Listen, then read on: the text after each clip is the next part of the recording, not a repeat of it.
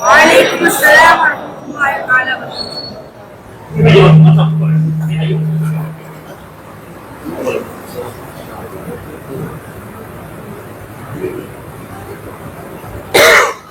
If I rent them over here, so that they can distribute it to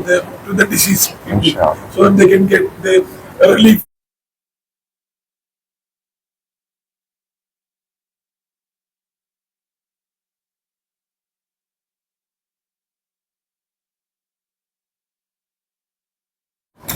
Syed मुजीब साहब, मुजीब अशरफ साहब, सैयद हबीब कादरी साहब, दीगर जिम्मेदारान, दाई व हाज़िरीन मजलिस, मैं बरकत हासिल करने के लिए आया था, हुस्न सआदत के लिए इस बाराना महफिल में हाजिर हुआ था, लेकिन मुझे हुक्म हुआ कि अल्लामा बूसीरी रहमतुल्लाह अलैह से मुताल्लिक़ और इस कसीदे से मुताल्लिक़ चंद बातें बयान करके अपने आप को सआदतमंद बनाऊं, इसीलिए चंद बातें आपके ऊपर गुजार करता हूँ। यकीनन ये मजलिस अल्लाह वालों की मजलिस है, ये कोई मामूली मजलिस नहीं है, ये अल्लाह वालों की मजलिस है। हज़रत शरफुद्दीन यहया बूसीरी रहमतुल्लाह अलैह बहुत बड़े बुजुर्ग जो ये कसीदा लिखे हैं 160 अशआर पर मुश्तमिल। वैसे इनके बहुत से कसायद हैं दुनिया में, कसीदतुल मुहम्मदिया भी इनका कसीदा है, लेकिन वो इतना मशहूर नहीं हुआ जितना कसीदा बुर्दा मशहूर हुआ है। बुर्दा अरबी में चादर को कहते हैं। मैं इसकी चंद बात आपको बताऊं। हज़रत अल्लामा बूसीरी रहमतुल्लाह अलैह दरबारी शायर थे, हर बादशाह से वाबस्ता थे, बादशाहाना शाहाना जिंदगी गुजारते थे, किसी चीज की उनको कमी नहीं थी। हर बादशाह इनके अशआर पर जो है फरिश्ता हो गई, कई चीजों से इनको नवाजता और पूरी जिंदगी इनकी ऐसी बादशाहों के दरबारों से वाबस्तगी में गुजरी। एक दिन ऐसा हुआ कि ये बीमार हो गए और ऐसे बीमार हो गए कि दुनिया के हकीमों ने इसका इलाज नहीं बताया और ये नाइलाज मर्ज के शिकार हो गए। अब ये बीमार हो गए तो एक दिन इनको ख्याल गुजरा कि मैं दुनिया में आया, क्या काम किया? कोई काम नहीं किया। तो बहुत उस पर अफसोस किए, मलाल हुआ,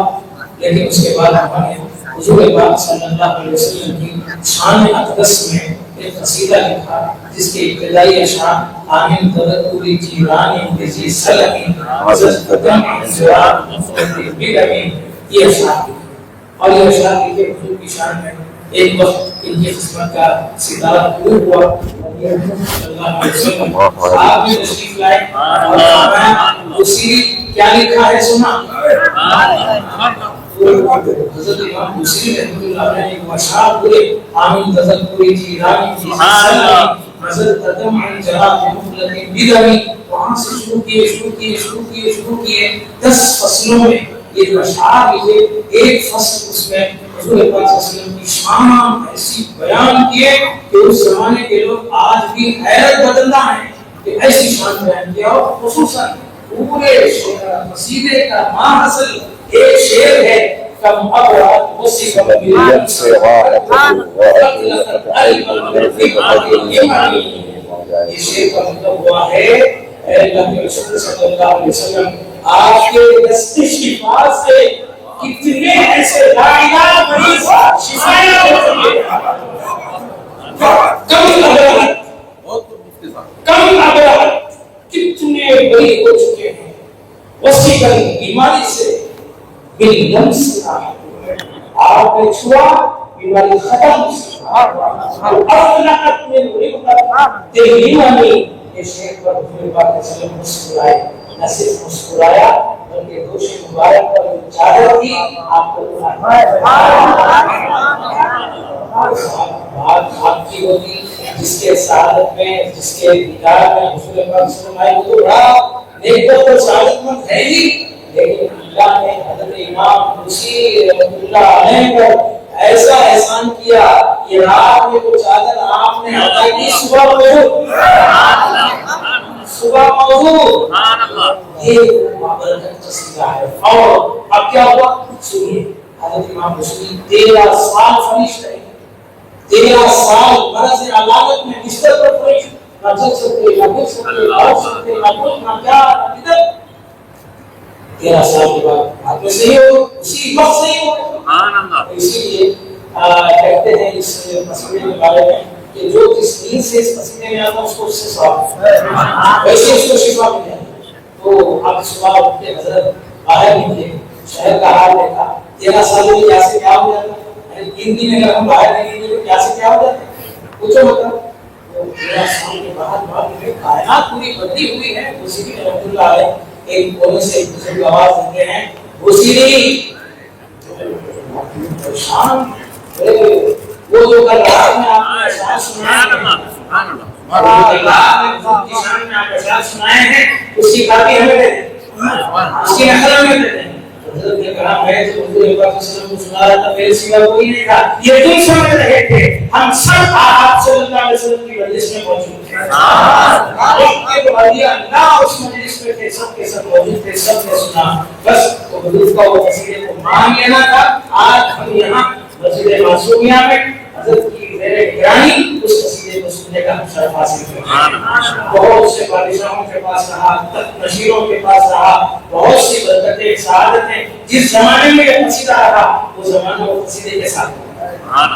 तो ऐसी बरकत वाला कसीदा आज हम यहाँ सुनने के लिए जमा हुए हैं। ये आखिर भी महज इनकी लबो लहजा और इनकी तर्ज आखिर भी चंद कसीदे के अशआर पढ़ता है कहीं कहीं, लेकिन मुझे ऐसा महसूस हुआ कि ये माहिरीन फन है,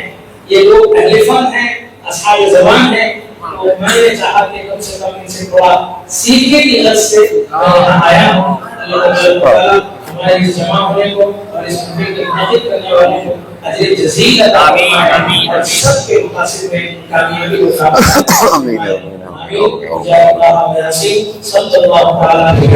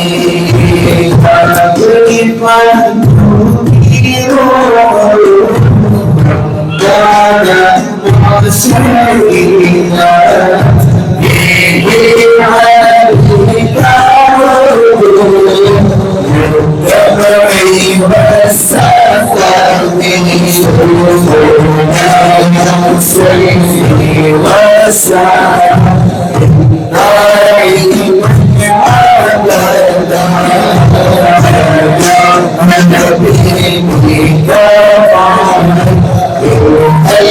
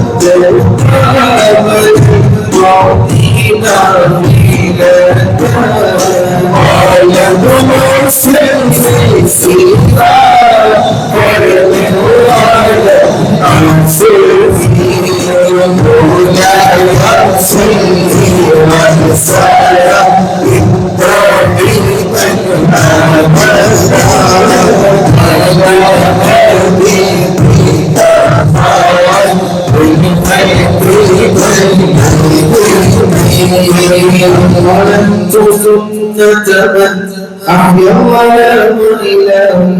أن اتقت قدمه بالغرام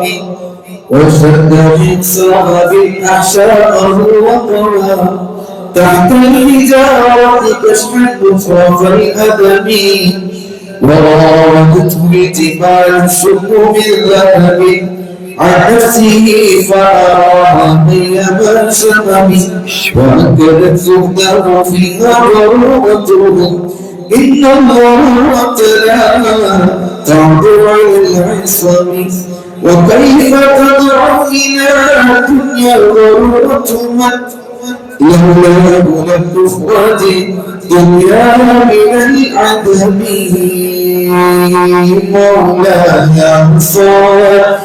وسلم دائما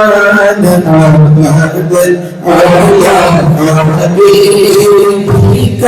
خير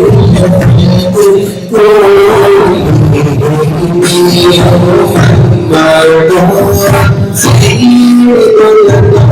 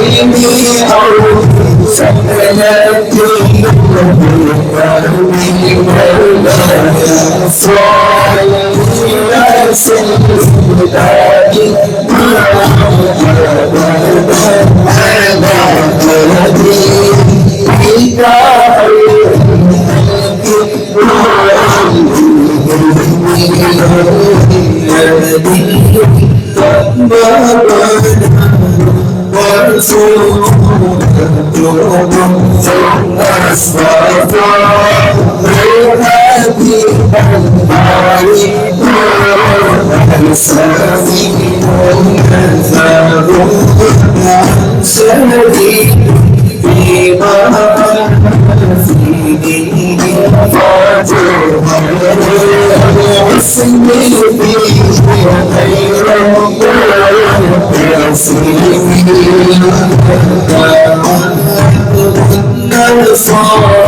في دربي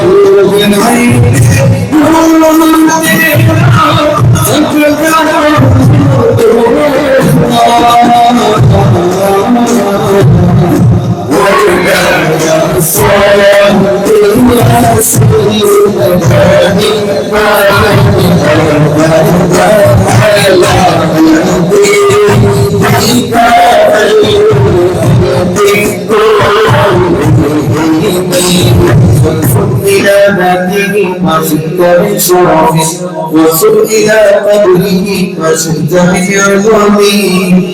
فإن قول رسول الله ليس له حد فيعرض عنه ناطق بفمه لو نسبت قربه آياته عظما أحيا اسمه حين يبعد لسلمه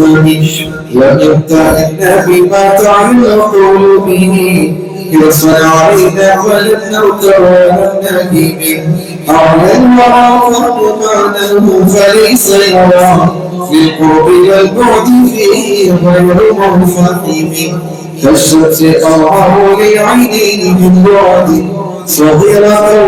في الأطراف من آمن وكيف يدرك في الدنيا حقيقته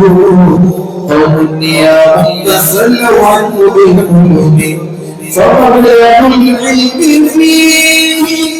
أنه بشر وأنه خير خلق الله كلهم وكل آيات الرسل الكفار بها فهن واتصلت من نورهم فإنه شمس فضلهم كواكبهم يلهمن أنوارا للناس في الظلام أكرم بخلق نبي سامر خلقا بالحسن مستمر بالبشر مبتسم والزن في طرف والبدر في شرف والبحر في كرم والنهر في همم كأنه ذكر في تمالته في عسكر حين تلقاه وفي حشمه كأنه اللؤلؤ المكنون في صدقه من معدن رقيق منه مبتسم لا قيل يعدله وما أعرضه طوبى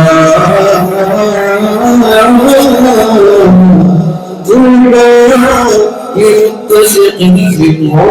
وملتهب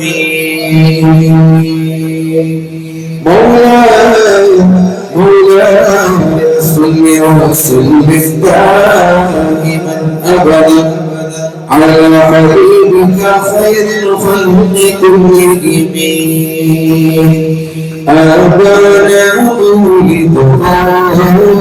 أنتي بعنصره يا طيب مهتدي إلى الله فتبكي يوم تغفر السبيل يرسل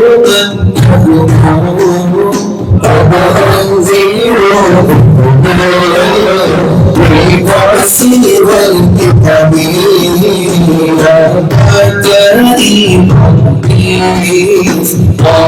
الله سميعون وشغلي أسرع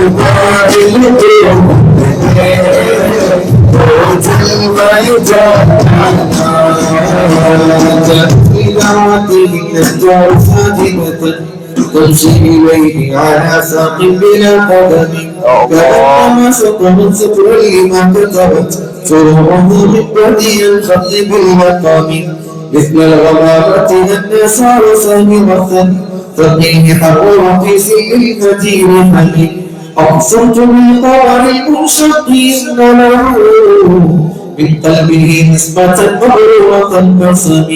وما على الغار من خير ومن كرم وكل طرف من الكفار عنه عميق فصدق الغار والصديق واليهيما وهم يقولون ما بالغار من هرم وأن الأمام ومن الأنكب تعالى خير البرية لم تنسج ولم تهرم وقاية الله أغنت عن مضاعفة من الدروع وعنها من العتم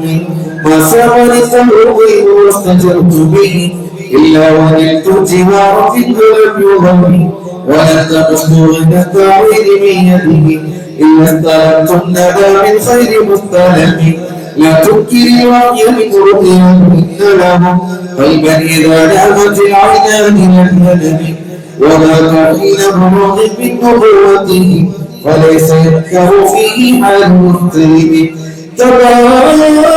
الله ما وحي بمكتسب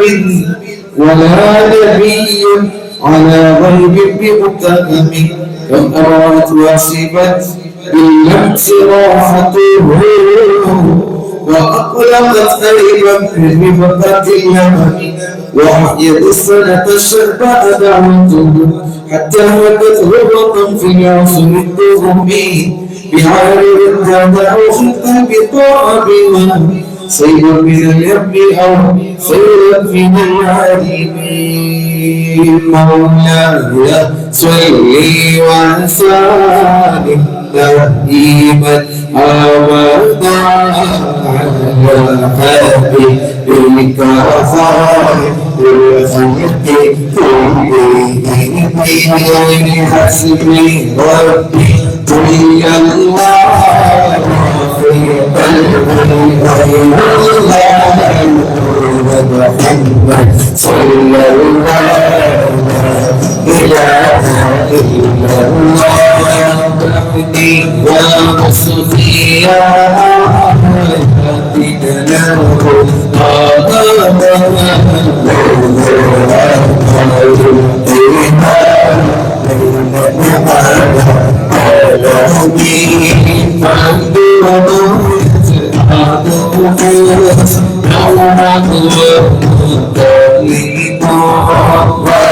وليس السلطان ما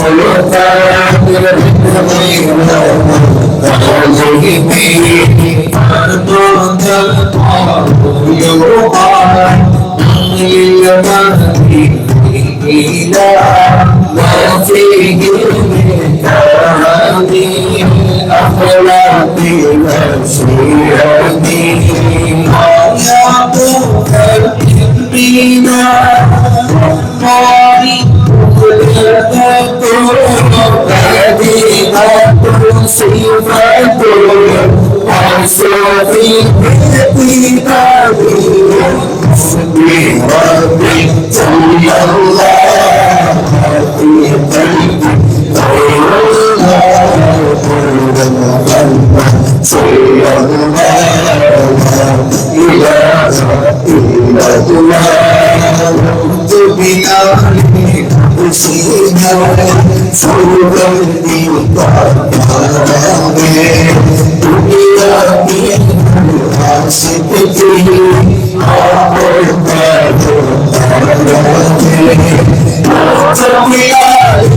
والشيم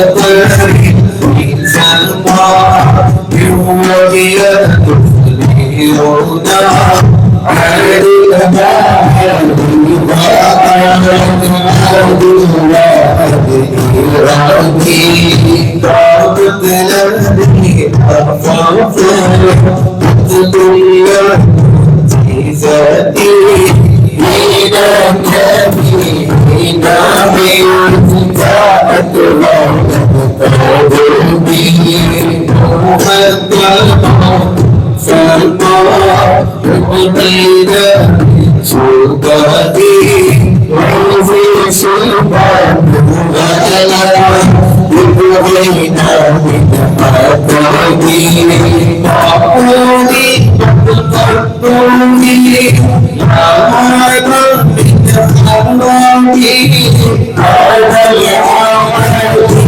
قلبنا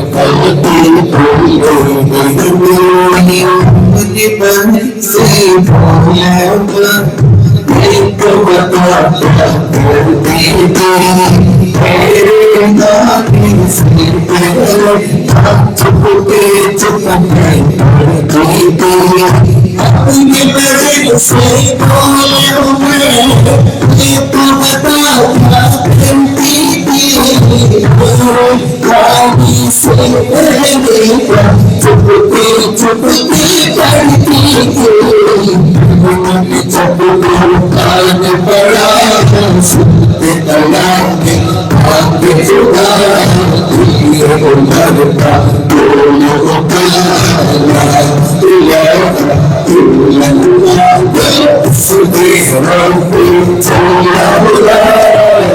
في قلبي غير الله محمد صلى الله إله إلا الله وغير وما يعفون صاحبه سعيه وفوقه طول من يقر رسله ومن هو الآية الكبرى لمعتبر ومن هو النعمة العظمى لمغتنم سارت بالحرم ليلا إلى حرم كما سر البذر في باته وغرم وبالتطوع إلى أن نلت منزلة بالقاب قوسه لم تدرك ولم ترم وقدمت بجميع الأنبياء بها ورسل تقديم مخدوم على خدم وأنت تختلق سبع طباق بهم في موضع كنت فيه صاحب العالم حتى إذا لم تدع شأوا لمنطلق من البروج ولا برق لمستدم فقمت إلى مقام بإغاثتهم نوديك بالرفع مثل المفرد العالم كيما تفوز بوصل أي مستدر عن الورود وسد أي مبتدم فهرت كل فخار غير مسترق وجزت كل مقام غير مزدحم وجل بتبرك أوليت بالركب وعز إدراك ما أوليت بالنعم بشرى وشر الإسلام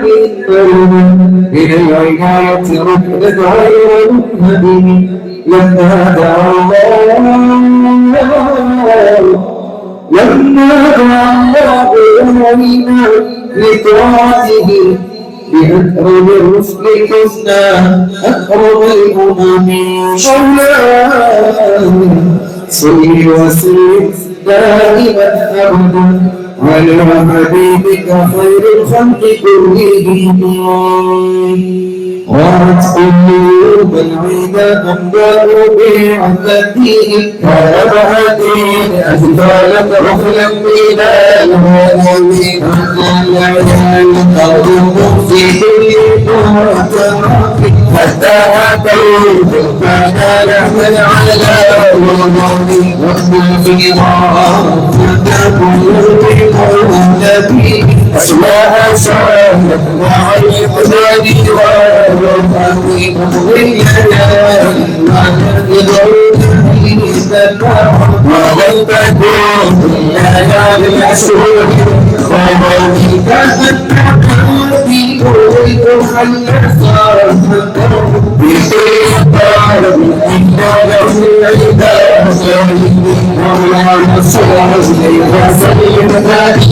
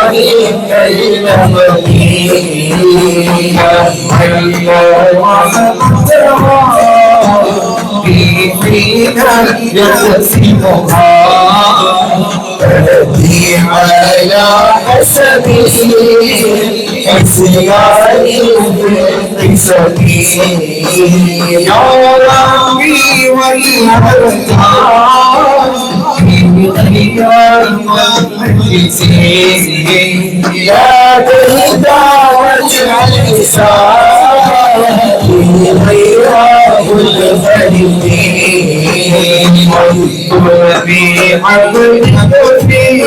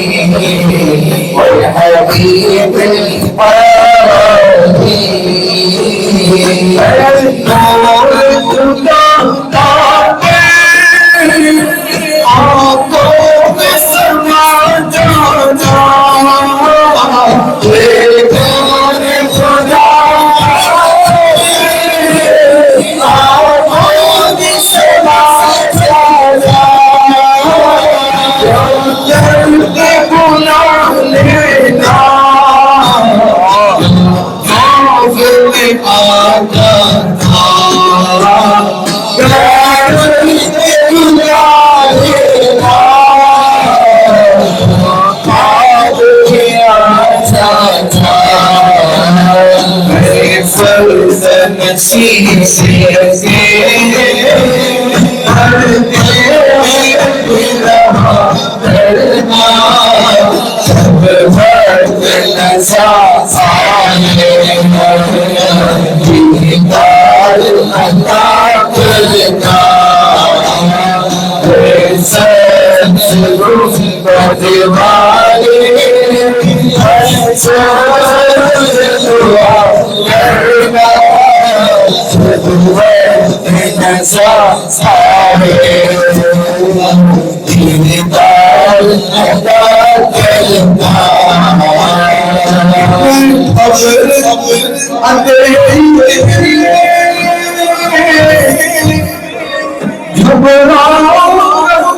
जब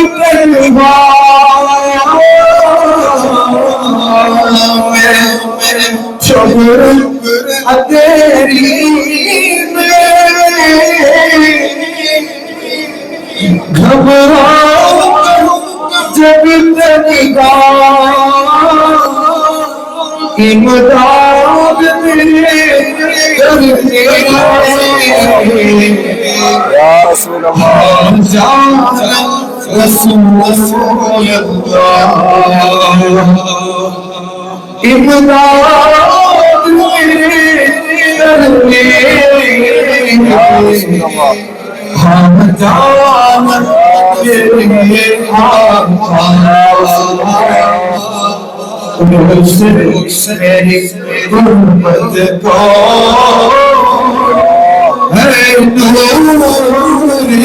या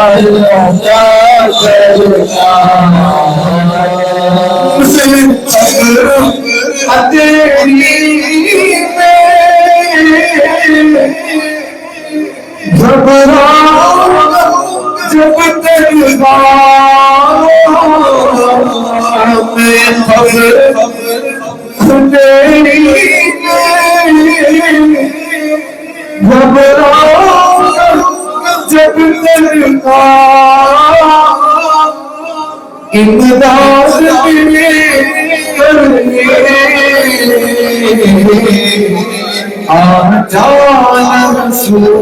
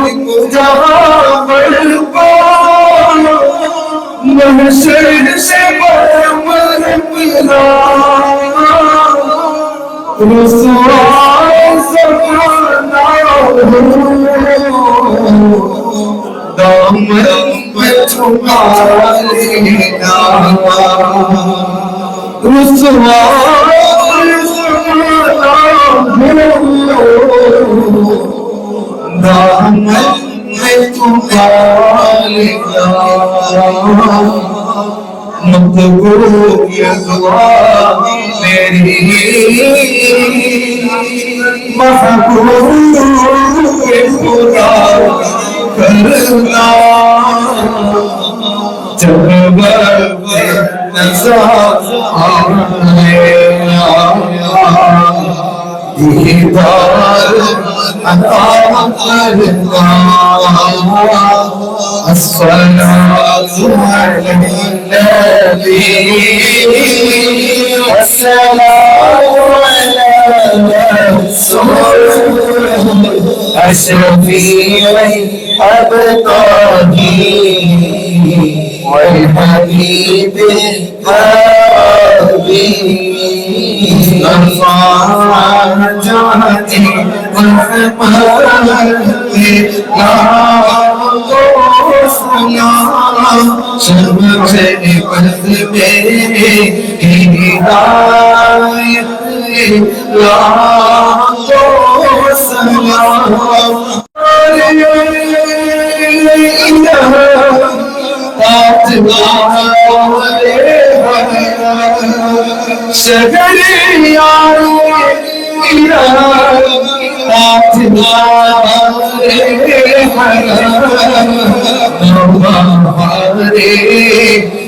शफाअत में लाखों सलाम शफाअत जाने रहमत में लाखों सलाम तुम्हारे कसमें हिदायत में लाखों सलाम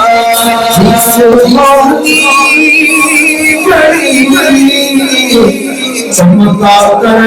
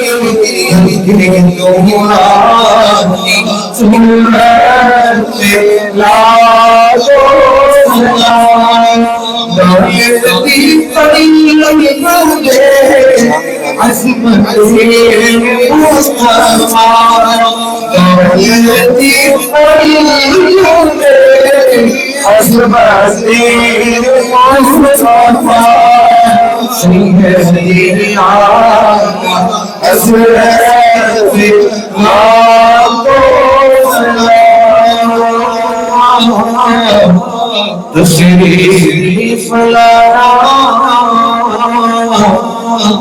वक्त भी इतना सुहाना जगमगा उठा सुहाना नूरे का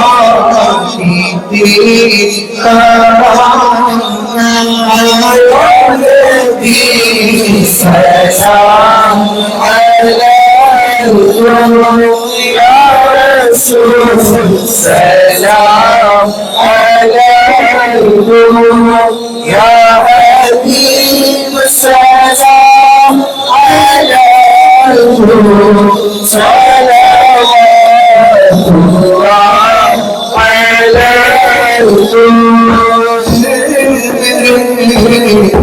मौला के प्यारे नूर की आँखों के तारे अब किसे सैयद पुकारे अब किसे सैयद पुकारे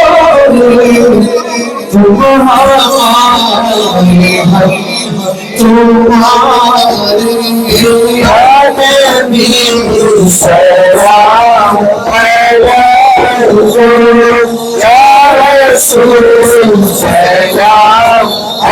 या हबीब सलाम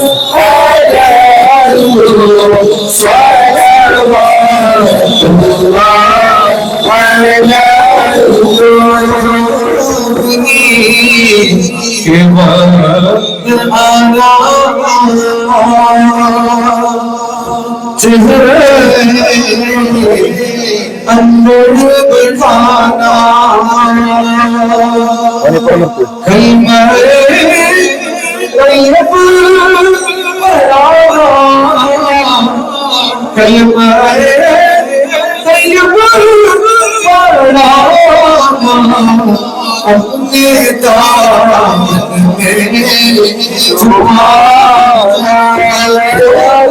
में सलाम या रसूल सलाम या हबीब सलाम